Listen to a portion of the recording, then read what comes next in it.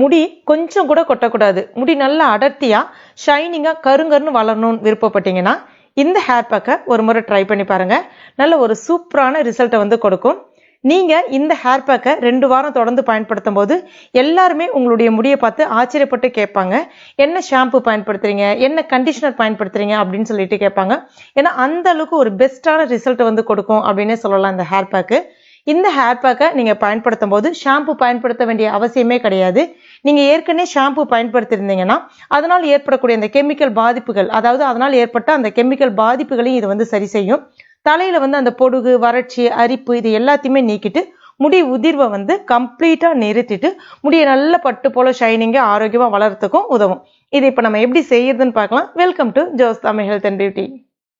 இந்த hair pack செய்யறதுக்கு நான் வந்து செம்பருத்தி பூ எடுத்திருக்கேன். முதல்ல ஒரு 5 to 6 செம்பருத்தி பூ போல பயன்படுத்திக்கலாம். மேக்சிமம் நாட்டு செம்பருத்தி பூ கிடைச்சதுன்னா ரொம்ப நல்லதா இருக்கும். கிடைக்கல அப்படின்னா நார்மல் செம்பருத்தி பூ நீங்க பயன்படுத்திக்கலாம். ஆனா ரெட் கலர் பயன்படுத்துங்க மேக்சிமம். இது வந்து அதுல அடியில் அந்த காம்பு இருக்கும்ல, அந்த கிரீன் கலர் அந்த பச்சை கலர் காம்பை வந்து நீக்கிட்டு தண்ணியில வந்து ஒன்னொன்னா சேர்த்துக்கலாம். செம்பருத்தி பூ வந்து முடிக்கு நல்ல ஒரு ஷைனிங்கை கொடுக்கும். நேச்சுரலான ஒரு கண்டிஷனர், ஷாம்பு அப்படின்னே சொல்லலாம். தலையில வந்து அந்த அரிப்பு, பொடுகு இதெல்லாம் இருக்குல்ல, அதை எல்லாத்தையுமே வந்து சரி செய்திடும். முடியோட வேர்க்கால்களை நல்ல ஒரு ஊட்டச்சத்தையும் கொடுத்து முடி உதிர்வையும் நிறுத்தும். இப்போ இதை நம்ம ஒரு மிக்சி ஜார்ல சேர்த்துக்கலாம். கூடவே 2 ஸ்பூன் வெந்தயத்தை வந்து முன்ன நாள் இரவே வந்து தண்ணியில ஊற வச்சு வச்சிருக்கேன், அதையும் சேர்த்துக்கலாம். வெந்தயமும் நல்ல ஒரு அருமையான ஷாம்பு, கண்டிஷனர் அப்படின்னே சொல்லலாம். கூடவே 2 ஸ்பூன் அளவுக்கு தயிர் சேர்த்துங்க. தயிர் வந்து பயன்படுத்தும் போது ஃப்ரிட்ஜிலேருந்து நேரடியாக எடுத்து சில்லுன்னு பயன்படுத்தாதீங்க, அந்த சில்னஸ் போன பிறகு பயன்படுத்திக்கங்க. அடுத்ததா கற்றாழை மடல் இந்த சைஸ்ல ஒன்று எடுத்திருக்கேன். அதை வந்து உள்ள இருக்கக்கூடிய ஜெல்லை மட்டுமே நம்ம எடுத்துக்கலாம். எடுத்துட்டு அதையும் சேர்த்துட்டு தண்ணியில எதுவுமே சேர்க்காதீங்க, நல்லா நைஸா அரைச்சு எடுத்துங்க. இப்ப பாருங்க எந்த அளவுக்கு நல்லா ஸ்மூத்தா அரைப்பட்டிருக்கு பாருங்க. இந்த மாதிரி அரைக்கும் போது அந்த தலையில வந்து பாத்தீங்கன்னா அந்த திரியா இருக்கும்ல, அந்த மாதிரிலாம் எதுவுமே இல்லாம நல்லா உங்களுக்கு அலசறதுக்கும் சௌரியமா இருக்கும். பார்க்கறதுக்கே எவ்வளவு கலர்ஃபுல்லாகவும் சூப்பரா இருக்கு பாருங்க. இதை இப்ப நம்ம வேற ஒரு மிக்சிங் பவுல்ல சேர்த்துக்கலாம். இதுல நீங்க தேவைப்பட்ட 1 ஸ்பூன் இல்லைன்னா 2 ஸ்பூன் அளவுக்கு தேங்காய் எண்ணெய் இல்லைன்னா வந்து ஆலிவ் ஆயில் இருக்குல்ல, அது வந்து நீங்க சேர்த்துக்கலாம். உங்களுடைய முடி ரொம்ப ட்ரையா இருக்கு அப்படின்னா இதை நீங்க பயன்படுத்திக்கலாம். இப்போ இதை நீங்க உங்களுடைய முடியோடைய வேர் கால்களில் நல்லா படுற மாதிரி தடவிடுங்க.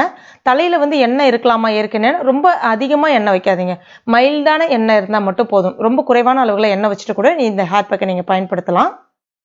முடி முழுவதுமே நல்லா அப்ளை பண்ணிடுங்க. முடியோட வேர் கால்களை நல்லா படுற மாதிரி தடவி விட்டுருங்க. அப்புறம் ஒரு பன் மாதிரி போட்டுருங்க. அதுக்கப்புறம் ஒரு 20 to 30 நிமிஷம் மட்டும் தலையில வச்சா போதும்.